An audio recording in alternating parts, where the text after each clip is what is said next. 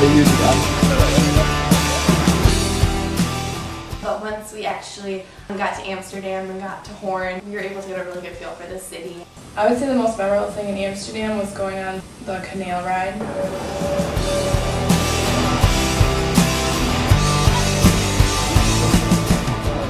I got a lot of good pictures, so that was a cool thing to do as a group. There's just so many canals, and the buildings are so different just because they can't build skyscrapers down there. So it's not like any other city I've ever really been to.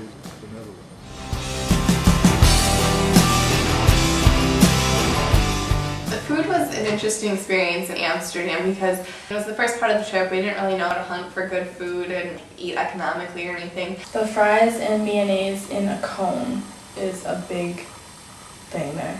We had these fries called Flemish fries, which just taste like normal French fries. I did not have the courage to try it, but it didn't look good. I like the Dutch food, it's pretty good. Everyone was eating it.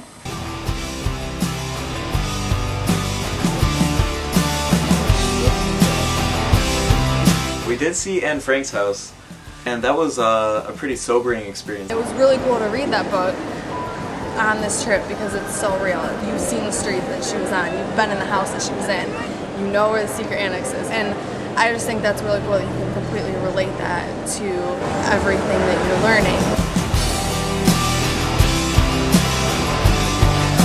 Amsterdam is really crowded and it's very fast-paced. It's just craziness, like nothing I've ever experienced before.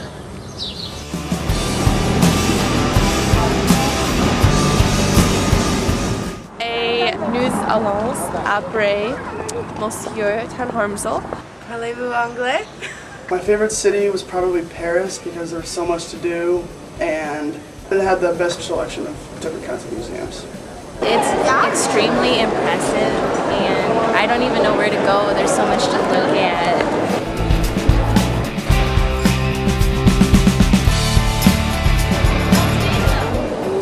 How many people visit these things every single day, and they're just such a huge part of culture. It's a lot smaller than I thought it would be. I didn't really get to see it up close because everyone's taking pictures. I find it much more interesting actually knowing something about what I'm going to go see. And I think I'm learning a lot from the museums. Initially I was a little bit worried because I didn't know if this was something that art majors were doing. Choose one painting, look at it for a while, study it, decide that you would like to do this one, and then write a little bit about it, and then do a sketch of it. I've never really practiced sketching, and I think it got easier as the trip went on. People might laugh a little bit if they see my sketches, but I found that sketching has been very helpful for me. It's really made me appreciate the amount of work an artist has to put in. We would start sketching a piece and there's people coming by and they actually stand and look at what you're drawing, and they're not scared to walk up and see what you're doing. Over in Europe, they don't have that personal bubble space, so people are coming and looking over your shoulder and talking, and they're staring at your sketch, and they're staring at the one you're drawing, so I would always just end up trying to hurry.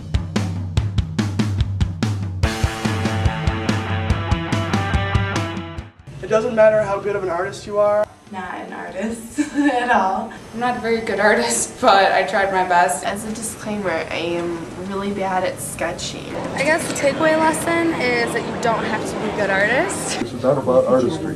This is about taking the time to look at how a painter has put together the subject.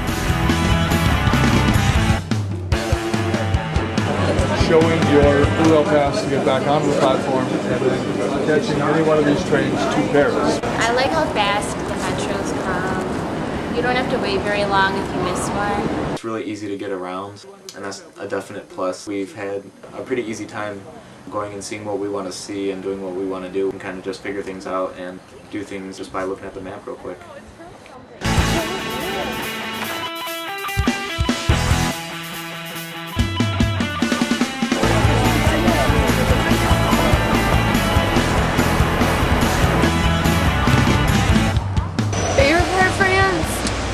Definitely the Eiffel Tower.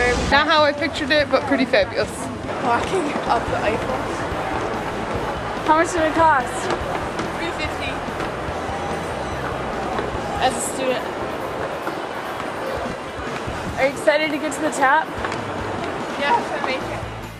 Once you get up there, the view is amazing. It was the most beautiful thing that I've seen.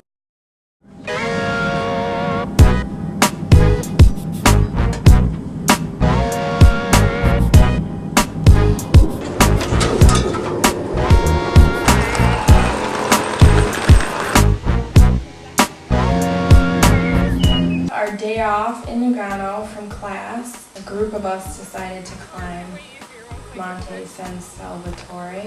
We are climbing up, it was just like really steep inclines, there were trees everywhere, I'm getting all muddy, and I'm like, this is gonna be horrible. It was really hard, and a couple of us were struggling for a while. We found out that we were actually on private property, not on like the actual trail itself. And then we immediately had to climb all these stairs up. And Natalie was like super aerobics instructor to the max. Let's go, guys! It's going. We're trucking up the hill.